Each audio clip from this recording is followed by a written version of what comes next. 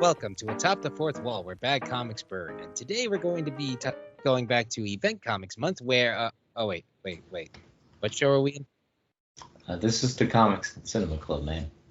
Oh yeah, sorry everybody. Welcome to the Comics and Cinema Club. And I'm Drew. And today we decided to look over the Event comic. Yeah, so today we're going to be covering, it's kind of fitting because we're kind of in the middle of a season full of event sort of stuff with comics and everything with DC and Marvel.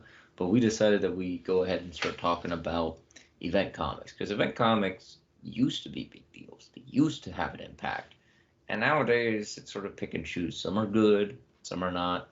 But we're just going to be diving into how they sort of started, what an event comic is, why they used to be so good, why they're no longer so good, and some of our favorite and least favorite event comics as well. I think to start with, I mean, some of the earliest like event comics would be known as like the wedding of Reed Richards and Sue Storm. An event comic is basically just where a lot of characters come together in a big sort of event.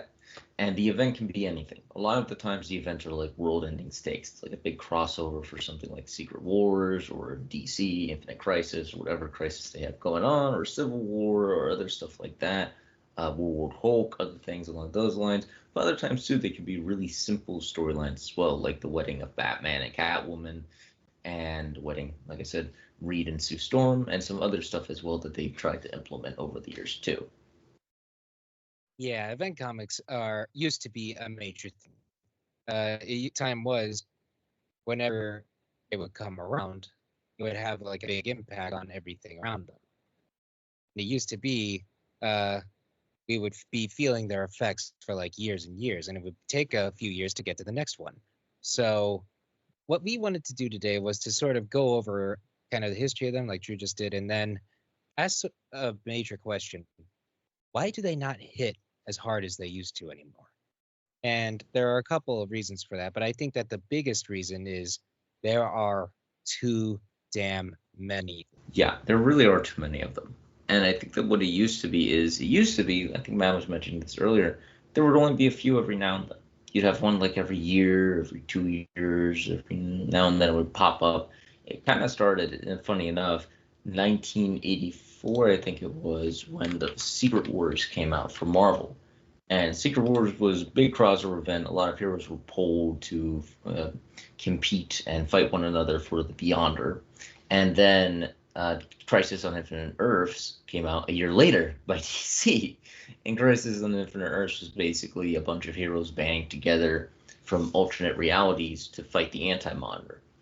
And the biggest impact of both of those stories is that they both had long-lasting effects on the universes and on those characters. Like, for example, if it wasn't for Secret Wars, we wouldn't have gotten something like Spider-Man in the black suit.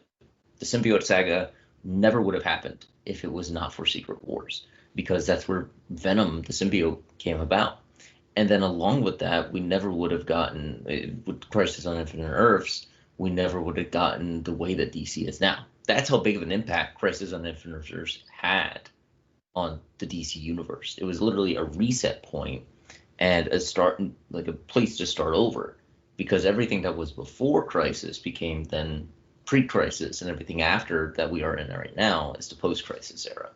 Yes, so with event comics having that sort of impact, they had a major oomph, and not to mention, they didn't really go into what happened when major changes occurred in the main lines themselves. Like, for instance, when Spider-Man got the black suit, or when the Thing was suddenly no longer on the Fantastic Four. What you wanted to know what happened with them, all you had to do was just buy the maxi series as it came out. And that was a very simple idea that worked in the long run. It wasn't like a billion tie-ins to explain little things. You just needed the main line, and then you needed to buy the maxi series to find out what happened to cause like big changes. That worked. That was simple. That was easy, you know? The problem with that is that now they're just amplified. There's so many events, and there's so many like little tie-in comics for those events that honestly it's just really overwhelming. Yeah, I think last year, so I don't like there's a Marvel event going on called Blood Hunt.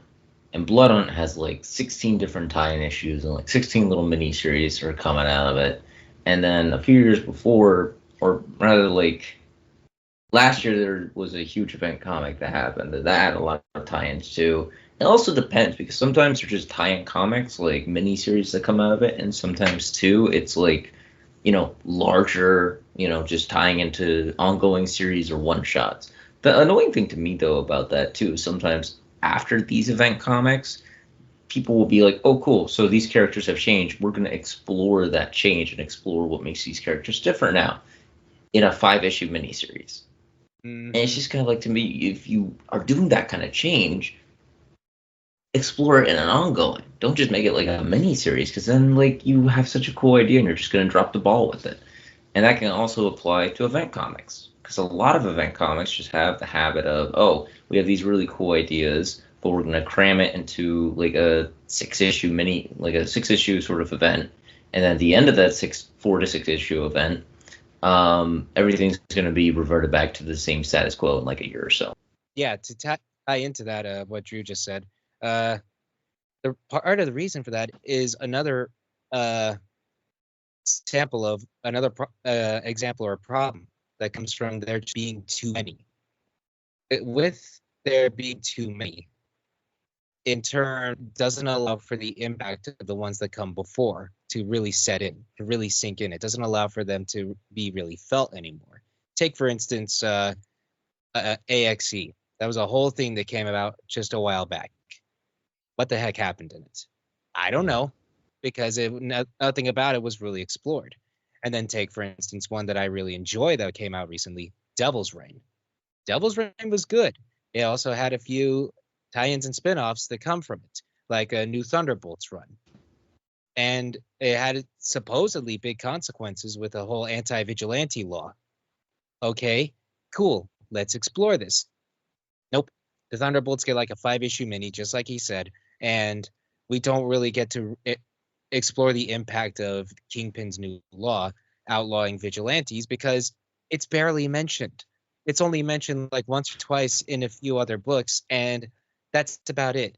It doesn't get the time or weight that it really feels like it should have because people are just more getting ready for the next event comic. Like, I don't know what came after that, Dark Web or the Blood Hunt or whatever, and it's just allow for these things to have impact. And not to mention Fisk's Law, it's done.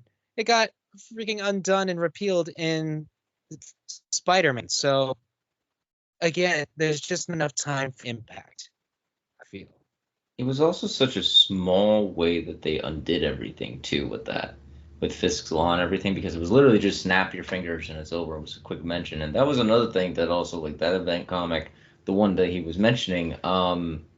Oh, what was it? My brain is dying. Um, Gang War. Dark Web. Jeez, why was I having such a hard time connecting the dots there? Um, actually, I'm also just checking real quick. Dark Web came. I think Dark Web came before. No, it Um, did. It did not come before it's Devil's the Reign. way that it's set up on the Wikipedia. It says it came before. De- I don't even see. That's weird though because I don't even see unless it's like an Avengers crossover. Because why is Dark Web listed as being like a main comic? What? no That's so clue. weird. That doesn't make any sense. But in Um, Devil's Reign, Spider-Man was Ben Riley at that time, so it was before Ben became Chasm. So yeah. Which is another stupid. But the biggest thing for me is Gang War. That kind of stands out. Like Matt was saying, with the not having an impact. This is the state of Spider-Man's world before Gang War happens. Tombstone's in charge of crime. Everything's kind of running under him, even though there's other tinier gangs. He's in charge of it. Everybody answers to him. It's kind of an unspoken law. He gets shot. A gang war happens. Then, at the end of the gang war, Tombstone's back in charge. Nothing changed. Nothing really changed at the end of this event. There wasn't anything like huge or staggering that really happened. Nothing. It was just like, all right, Tombstone's in charge. He gets shot. Tombstone's in charge again. Same thing can be said for Dark Weapon. We promise this isn't just going to be us bashing on Spider-Man written by Zeb Wells. Although that also being said, we do need to talk about. I don't even know if this can be labeled as an event, but the whole thing that happened. There was a whole thing with Spider-Man comics because we've mentioned it before. What did Peter do? That doesn't count. That's not. No. I think it counts. I think it it does counts. not count. I think it does. We're talking about because we need to get into them at some point anyway. The death of stories. Oh yeah, death of stories. What did you think I was gonna say? I thought that you genuinely were going to try to treat like all of that as like a big event. I was like, no. It's no. I'm talking about. It was just a better. Yeah, I know what you're saying. At the end of that whole stupid "What did Peter do" arc, though, they had a big tease about someone's gonna die. Who's it gonna be? And I remember Matt and I were literally talking. I was like, "Watch, it's gonna be like Aunt May or something really obscure or stupid." And it got freaking leaked weeks before the comic came out. It got leaked that it was fucking Ms. Marvel, Kamala Khan herself, one of Marvel's best new characters. Yeah. They just killed Ms. Marvel off because they want a shock value, and also the stupidest thing about that is literally 3 months after she died, they did not even 3 months, like 2 months after she died, they did a one-shot called The Death of Ms. Marvel, which was everybody mourning her and feeling really sad, and then 1 month later she gets resurrected because she's a mutant now. Mm-hmm. And it was like, okay, what was the impact of that? What was the point of that? And shit. That's beyond MCU synergy, which is kind of bullshit. But it just is kind of like, if you're going to do something, make sure it has impact. Make sure it's felt. Make sure that we have. But remember in when we mentioned Infinite Crisis before? Oh, Crisis on Infinite Earths. Do you know what happened in there? Supergirl was killed. And that lasted for years. It was a major part of the lore for a while. And it was unfortunate, but if it actually added to the tension and stakes, it took years before they brought her back. And it was also probably partly the result of the movie, which we are not going to talk about today. But the simple truth is, like, I'm sorry for spoilers for anybody who's read this, but come on, we're getting into this. Yeah, Supergirl died in that event, and that was huge. It set the tone for a lot of comics that came since. So I can't help but wanted to compare those because it felt like one was better than the other, even if both weren't that great in the long run. But nonetheless, it's like death in comics basically means nothing anymore anyway. So I don't really know why death of events really feel like they have any sort of prevalence anymore, because no matter who dies, they're just going to come back eventually. So it's I think there's. Go ahead. Sorry, you weren't done. I'm just like, again, we all know how this works. To quote Robot Chicken, in a few months, some magic amulet's going to bring him back, or we'll find some alternate dimension Ms. Marvel that's exactly like the one we had before. How many in the panel where she freaking dies and Peter's just holding her, which emulates Christ, which for one thing, fuck them for that. That is just not okay for a Pakistani character. But for another, how many people in that panel had already died before, huh? Peter at one point, MJ, Johnny Storm, everyone freaking died at a certain point or another. Even Reed was thought to have been dead for a while. Come on, put him all up. Probably. Wait, no, the Thing did die. The Thing literally went to heaven.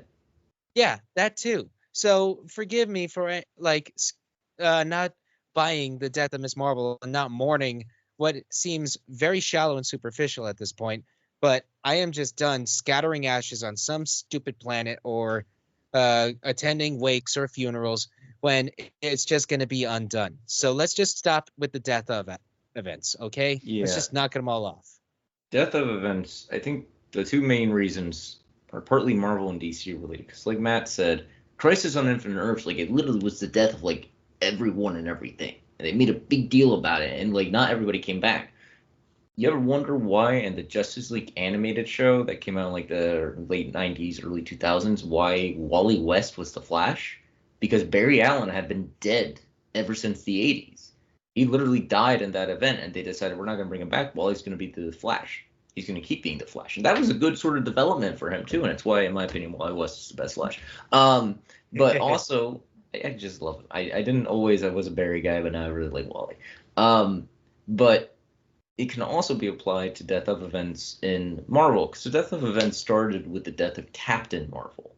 Captain Marvel, before Carol Danvers and Monica Rambeau and Kamala Khan, was a guy named Marvel who basically didn't die in some big giant event or battle or anything. He died of cancer. And it was a huge deal because this was like the first time that any superhero character had really like died and then stayed dead. He's never like if he comes back, he's usually like a clone or a scroll or something that's never really like stayed permanent. He's one of the few Marvel characters who's really stayed gone and remained gone.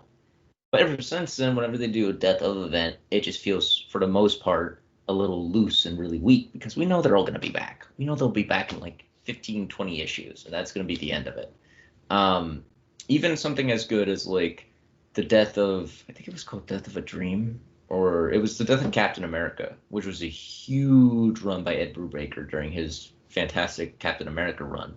That was basically Steve Rogers gets assassinated, and then it was like a 20 to 30 issue, like, and more like 20 issue follow up that basically was like the aftermath of all that, which was really well written, honestly, and really well done. And it went throughout the whole of his run.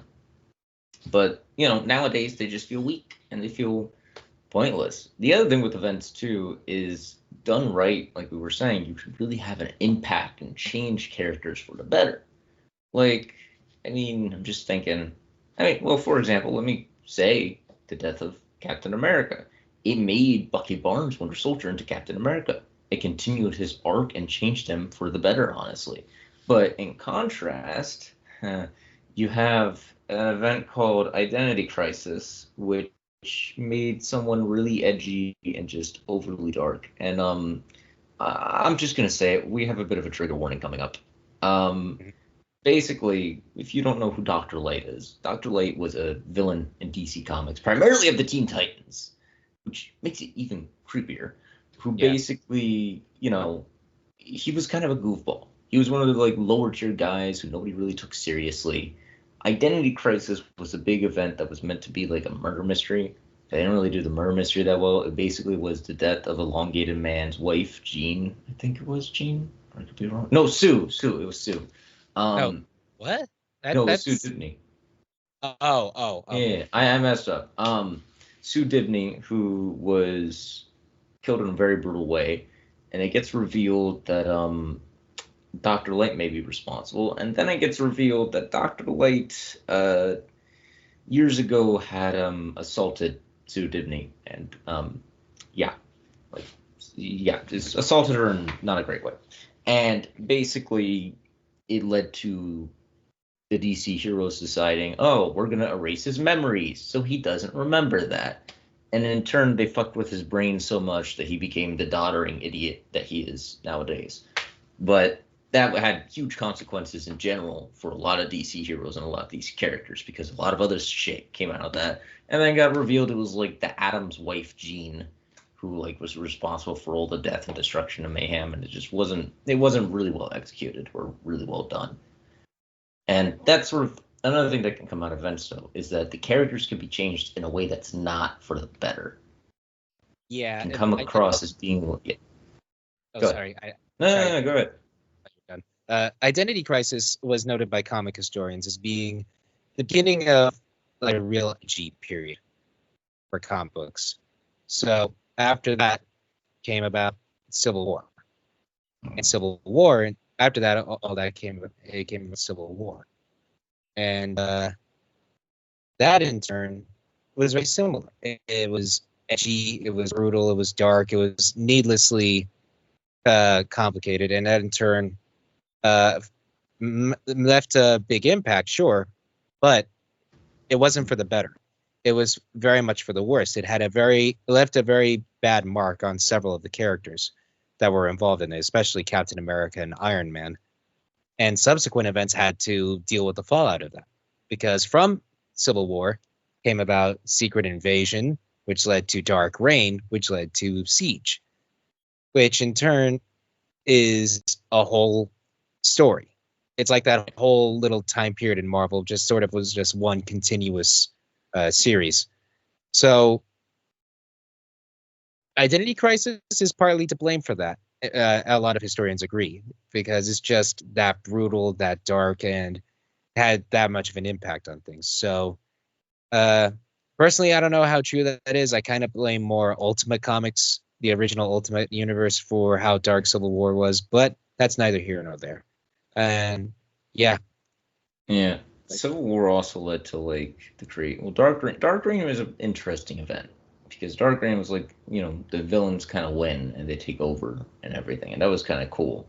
The other thing too is another event that kind of ruined a character in a way was and some people might disagree with this, but AVX, Avengers versus X-Men, which was basically where the Phoenix is coming back. Avengers want to like only a mutant named Hope is the one who can stop it, basically, but everybody has a say in what should be done with her because she has a connection to the Phoenix. And it leads to Cyclops killing Professor X, which was not great for his character, and it kind of changed him in a way that not a lot of people liked. And I honestly think had a bit of a negative impact on Cyclops' character. But then also just in general, like comics can definitely like the edgy events can get edgy. And when an event is edgy, it's not great. Like Matt mentioned Ultimate Comics. We've talked about Ultimate Comics many, many, many, many times before. Ultimate Comics is known for having probably a slew of one of the worst comic events ever. I mean, not just like Ultimatum, but like some of the stuff that came after Ultimatum, like Ultimate's End and Ultimate Secret and a lot of other they just had like we're gonna put Ultimate in front of everything, and that's gonna be the event. And it just they weren't always that great. Maybe there were some decent ones, like the Ultimate Death of Spider-Man. That wasn't too bad, and they did a decent job with Spider-Man there. But then others just felt flat. And then, in contrast, too, I will say the 2015 Secret Wars by, of course, Hickman did do a good job of really cementing and did a decent job of showcasing some change to the Marvel Universe. Because, first of all, Ultimate Universe was dead and gone. And second of all, it kind of restarted and revamped a lot of things, and it brought Miles Morales into the current run of 616. So it did do some good things, and it did update a lot of things as well. So yeah.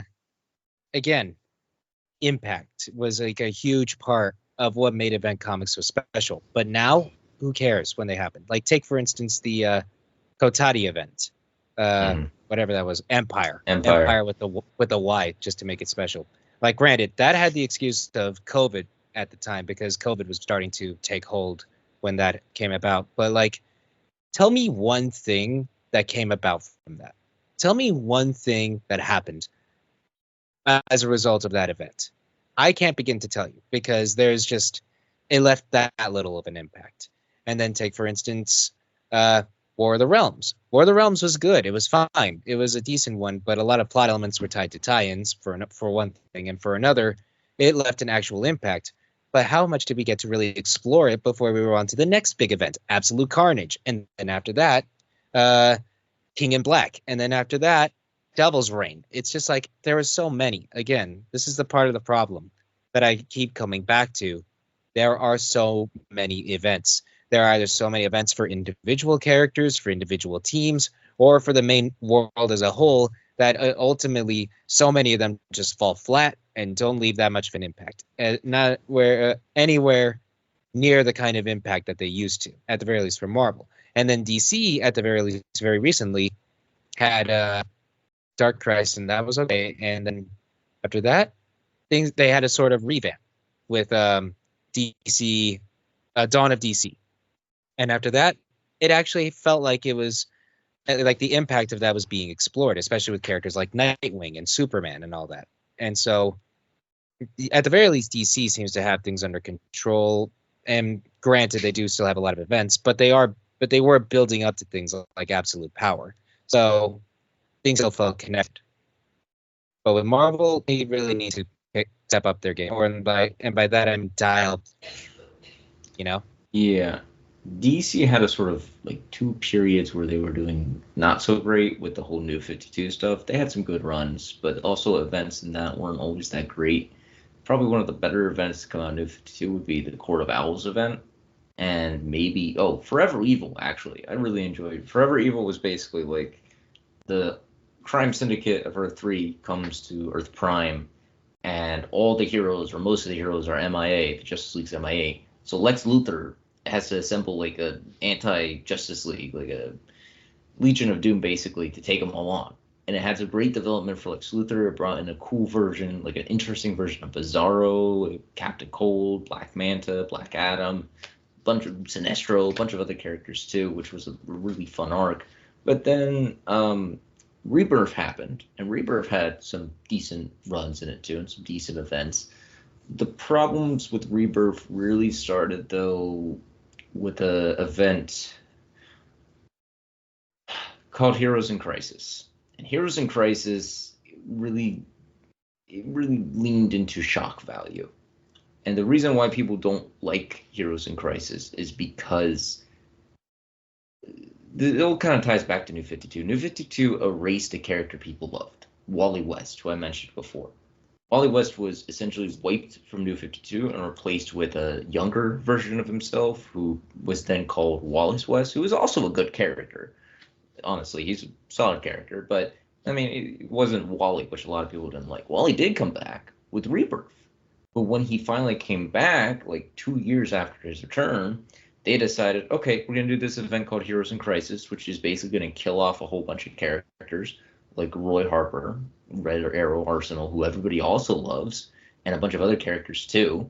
And Wally is gonna be responsible for all their deaths. And it was like, why did you do that? What was the point of that? Why did you do, huh? Nobody likes it. And it got so bad that literally when there was another event that everybody is on that was Dark Crisis, no, not Dark Crisis, Dark Knight's Death Metal. It was a follow-up to the Dark Knight's Metal series, but it wasn't as good. It was a little messy and all over the place. But after that event, they basically, with the Infinite Frontier, I'm talking too long, but basically they just were like, hey, Wally actually didn't kill those people. It was some weird, mumble jumble sciencey crap that did it. That's how bad it got that they really know. We need to undo all that because that's stupid. But I mean, that's the point, is that when they do something, they then are like, oh, we got to retcon, instead of keeping it the way it is. And sometimes these things will remain the same. I mean, Hal Jordan becoming Parallax was a big event. But then that was only in effect for like 5 to 10 years, maybe 20, before it got reversed. So again, it's just, we keep beating a dead horse, basically.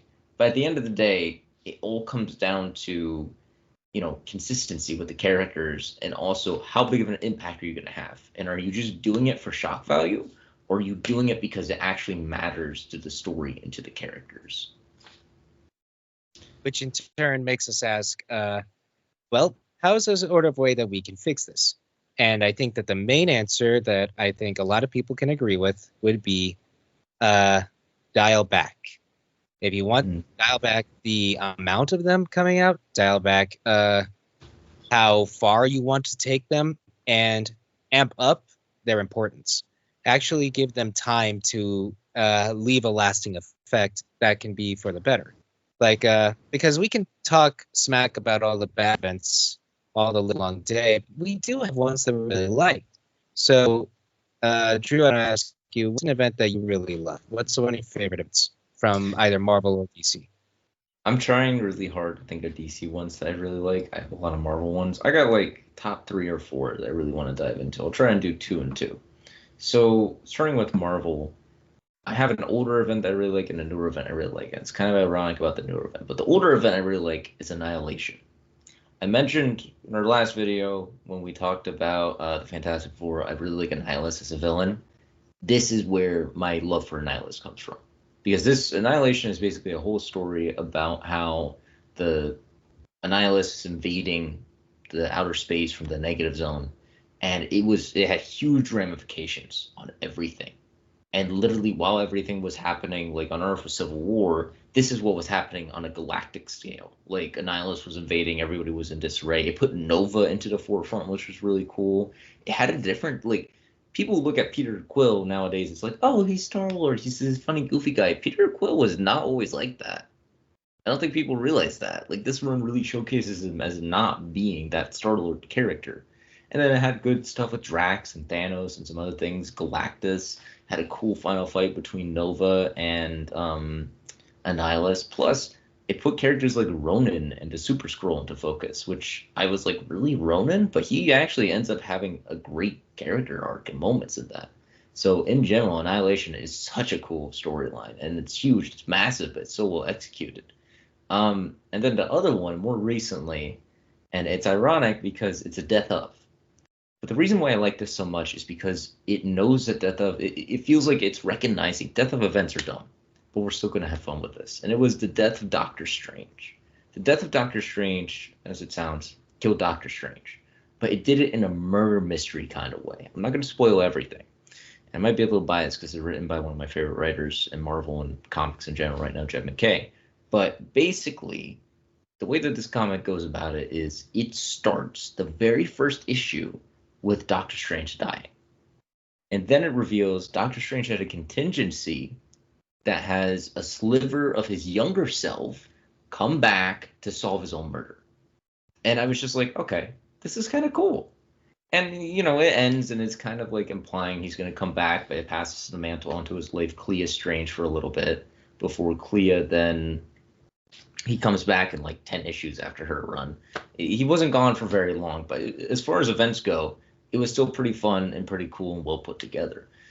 DC wise, I'm still thinking because so I would have to say actually DC. I mean, I said Forever Evil, so I'll stick with Forever Evil because I actually really enjoy Forever Evil. Forever Evil is a solid event. There's a lot of really cool tie-ins for that one that explore different characters. Like if you go through, there were whole like let's say 30.1 of an issue that would explore that character and would explore like what's happening with them and like a certain villain in that sort of storyline. And then another one that I really like and is written by the same person, Geoff Johns. So some people can judge me for liking Geoff Johns, but I would have to say that it would probably have to be the Sinestro War. That's another one I really like because Sinestro War was also a really grounded story. It was basically Sinestro creates his own Yellow Lantern Corps, and they go up against the Green Lanterns, and it's a whole out brawl to the finish. Close second would have to be Blackest Night too, which is also by Geoff Johns. But yeah, so that would be that. Another thing I do want to recommend real quick too, and just mention, is that after Infinite Crisis, there was another event, not Infinite Crisis on Infinite Earths, but Infinite Crisis, that basically called 52. 52 was a weekly event that basically after the events of Infinite Crisis, a lot of the heroes, Wonder Woman, Batman, and Superman, they go off on their own. They take a break, a hiatus. And 52 put a focus on lesser-known characters. It put a focus on Booster Gold. It put a focus on Animal Man. It put a focus on The Question and Elongated Man, Ralph Dibny. It really put a focus on those characters as they tried to navigate a world following Infinite Crisis and how they would have to adapt and overcome the challenges they were presented with. And it also led to the creation of Renee Montoya as the newest Question, the most current one that we know. So that's one not necessarily recommend, but just something that I think, as an example of comics that have impacts and that are still long-lasting as well. Yes, so and turning it around to you, what is your favorite Marvel, or what are some of your favorite comic events too, Matt? as if we're going 2 for 2 for each company, two from Marvel that I really enjoy. One that I really enjoy from Marvel would be Maximum Carnage. It was during the 90s. There were so many really dark, really broody kind of heroes, quote unquote, that are a bit more brutal. And this book asks the question, is that form of justice still right? Because it results in people dying. And it really challenges Spider-Man's sort of moral code, especially going up against someone like Carnage, who is one of Marvel's best villains, because he's the perfect kind of person to ask this question, because he's a psychopath. He's Marvel's Joker. He's the kind of person who would kill you twice without even a single reason. He just wants to watch the world burn. So the question really comes down to, should heroes let someone like that live? And do we really need to challenge the idea of hope and justice prevailing against total darkness? And sure, some parts of it are a bit silly. I mean, Carnage got shot with a beam that emphasizes positive emotions and feelings, and that sort of saves the day. But it still works for the tone. It fit for the tone, and yeah, it is pretty long. It's like 18 issues, I think. So I can, and it was tied throughout all of Spidey's runs. So I do see how it's hard to follow, but personally, it works for me. I like it a lot. And let's see. Another one I really enjoy is a modern one, Dark Reign Siege. Siege was sort of the end of the Dark Reign era where Norman Osborn took power and the Dark Avengers and all that. I don't know. I really like it. It's post-war day, sure, but I just find it so fun. I found the exploration of Sentry to be really interesting. I found the Void to be a good villain. I found it had a good effect on Asgard and Thor's run.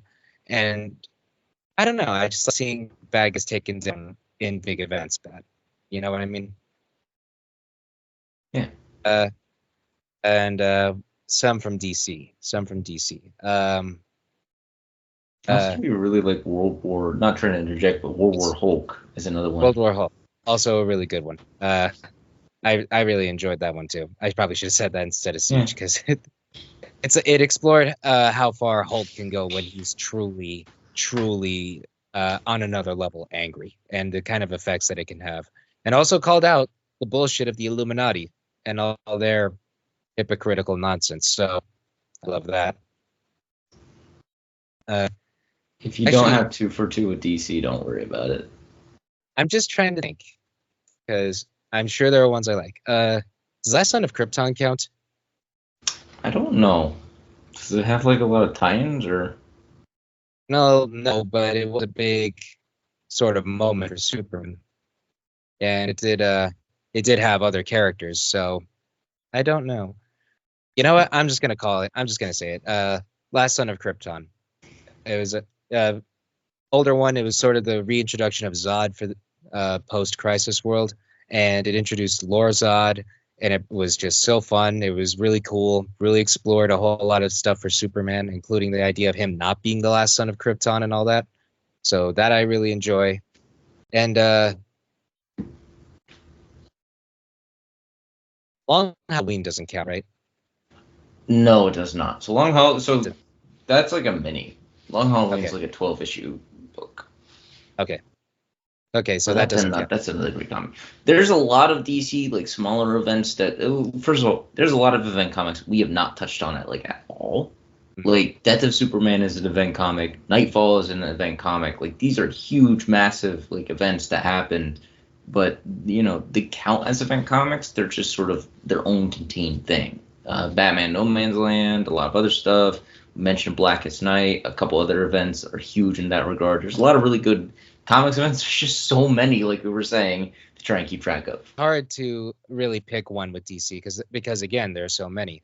I could just be easy and say Flashpoint, but I don't really care about Flashpoint that much. It's hard to it's hard for my brain to really process a whole lot of things about that one. So I think I'll just stick with Last Son of Krypton, honestly, if for DC.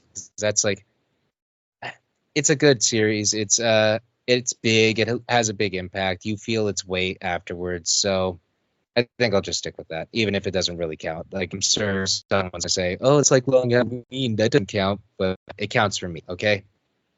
Yeah. It's hard for us to choose sometimes because there's a lot of really good events in both universes, but then there's also a lot of really bad ones. So I guess now we got to get into. We won't do 2 for 2 this time. We can just do one, or if you can't think of one for something else, you could just do 2 for the other. Because I know there's a lot of Spider-Man events we can talk about, like Clone Saga and Clone Conspiracy and all the clone stuff. We're gonna get into clones in another episode. Don't worry. Yeah, clones is something else that we need to talk about. But Spider-Man has a lot of clone-related arcs. But I guess turning it around to you, Matt, you can go first because I went first. What are your least favorite comic events? I haven't read Identity Crisis, but I knew the effect of it, so I really hate that one. And I dislike a whole lot from Marvel. I dislike Secret Empire, and I dislike Civil War 2, and I really dislike the original Civil War. I just can't. It's like I don't like the effect that Civil War had. I don't like the character assassinations that Civil War had. I don't like Civil War 2 and how it treats Tony. Again, I don't like how a whole lot of characters are suddenly so against the idea of PSP or extraterrestrial ESP or whatever it is. Predeterminations, like being able to see the future. And I really cannot stand that main lead. What was his name? Whatever his fucking name is. Ulysses. I thought it was like Augustus or something. Ulysses. No, Ulysses. Nobody likes that kid because he's a Mary Sue that ended up doing nothing. And then, of course, there's Secret Empire. I really hate the idea of Cap being a Nazi, for one, being Hydra. And I really hate how they treated the idea of that because fans were really devastated and hurt, and that Marvel did nothing to try to alleviate that idea. They're just saying, as far as we knew, this whole time Cap was secretly Hydra, when that's no. And I just hated the way it utilized other characters as well. So it's just it was just frustrating for me. It's not like it didn't explore a whole lot of the ideas that it put forth in the best way. That's all I'll say there. But I will say I'd really like the fallout from Secret Empire. I loved how it forced characters to really explore things of themselves, like Punisher, Deadpool, and all. So I like that, at least. You stole my answer. I was going to say Secret Wars or Civil War 2 because I absolutely despise Civil War 2. I think Civil War 2 is one of the worst events I've ever read because it just was nothing. There was nothing that really happened or changed with it. Like, nothing had an impact. Nothing had a consequence or anything. Ulysses is such a stupid character because he spends half of the event, like, he has this power of, like, I can see the future or possible futures. And then it causes issues with the Avengers and everything because they're like, well, we should take advantage of it. No, we shouldn't take advantage of it. And then he literally, like, spends his whole mantra of the entire event is, I don't know what to do. I don't know what's happening. I'm so confused. And then he ascends to a higher level of fucking being. And eternity comes in and is like, you're one of us. Come on, kid, let's book it. And he leaves, and that's it. And I was like, what the fuck? So that was really dumb to me. That's not the only Marvel event I don't like. There's others too. I'm trying to think right now. Oh, there was one right on the front of my brain and it just left. Trying to think like DC too. What's a DC event I really don't like? I mean, I already said Heroes in Crisis. Heroes in Crisis is up there, same with Secret Identity or Identity Crisis, whatever the fuck it's called. How about Parallax? I haven't read that one actually, so I can't really judge it. Damn. Again, there's so many. Yeah, there's a lot to choose from. There's a lot to dive through and to unpack and to pick through and everything. I literally have a Wikipedia and I'm still scrolling. Marvel, there was an event called X of Swords, which is kind of recent, that made no sense to me. It just kind of felt like nothing really changed or happened. It just was like a bunch of nonsense. Nothing really like made sense to me with it. So that's another one I really don't enjoy or like that much. But yeah, I mean, there's so many to choose from, and there's a lot we haven't even talked about. Like, we haven't even talked about like Dark Phoenix or stuff like that. It's comics that had actual good impacts too. Dark Phoenix count? Yeah, I feel like I looked it up. It counts as one. Okay, I guess. Don't remember a whole lot of extra characters from that. Throw that in there. Whatever. There's some smaller event comics. Oh, not the biggest fan. Oh, okay. People might disagree with this one. Final Crisis. It's not that Final Crisis is necessarily bad. If you were to ask me what happened in Final Crisis, I could not tell you for the life of me. That final issue is one of the most confusing and convoluted issues I've ever read. I have no idea what happened in that. Grant Morrison is a fantastic writer, but sometimes he just does really weird stuff that doesn't make a whole lot of sense. And he really, because it's like, it goes from like Darkseid is trying to take over Earth by using anti-lification, and Batman shoots him, and then all of a sudden Superman's like using music to like stop the death of the universe or something. and then all of a sudden there's like this dark being in the dark or something. It did, maybe I missed something, but it just didn't make any sense to me for whatever reason. But yeah, so those would be my answers. Again, I apologize. Took way longer than it should have, but there's definitely a lot to choose from and a lot to try and unpack. And we've done our best. Hopefully, we've at least interested some people to check out some good events and maybe indulge yourself in looking into some truly bad events. But I mean, hopefully, we've at least done a good job of unpacking it. Yeah. Again, what we want to really emphasize here is that we love event comics when they are done right. When they're good, when they present these characters in a light that we really enjoy, we really want to like them. That's the thing. We want to like them again. We want them to have an impact again. So I really, really hope that they learn from previous mistakes and they learn to dial back, and that they just let events take their time. At the very least, from Marvel, DC's doing Actually, doing better. They're doing they're, better. They're doing better, but we're still having a whole lot come soon after one just finished. Like we just did House of Brainiac, and then we're gonna go into Absolute Power. House of Brainiac isn't even done yet, too. Yeah, it's not even over. So we're going to see how that plays out. But I think DC's on a better track than Marvel is right now. So Marvel, please, for the love of God, dial back. Yeah, take a break, ease it back, do something else, guys. Come on.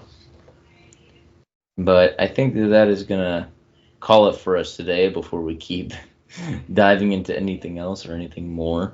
But just one last thing. I really love Devil's Reign. I love it. I just wish it had more of an impact again, because Devil's Reign is really good. Honestly, it is a really solid event. Starsky wrote it. It's solid. It's well done. It's well thought out. Again, like Matt's saying, if it had had a larger impact, it would have been perfect. But it definitely, it had somewhat of an impact. It happened 2021, 2022? That was 2022, but it didn't have the kind of impact that something like that should have. I feel like it had more of an impact than King in Black had, because King in Black was hyped up, and then it just kind of felt a little flat. Like they hyped Nola up, and then he was just gone. And Venom's a whole other story now too. Yeah. That's just a weird run now. But yeah, that's hard to follow. I cannot tell you a thing that happens in his run. I'll leave you all with this though, and this is an example of how comic runs now they are not good. For this Blood Hunt thing, there's a whole tie-in mini-series with Spider-Man where Morbius is working for he's going to be joining the vampires and helping them do something with blood. I'm not entirely sure what. The point is that literally he agrees to help the bad guy, and the bad guy goes, "Yes, it's Morbin time." They actually fucking said it. They made it freaking canon. Yeah, which is so stupid. And they're not even true. Like, it doesn't even, they just did it for shits and giggles. So that's what can be said about that. Mm-hmm. But anyway. So, yeah, before we get into another tangent, we're just going to wrap this up. Thank you for joining us today, and we really hope for better event comics in the future. So thank you once again for joining us to the Comics and Cinema Club. Yeah. You all have a good night now. Bye.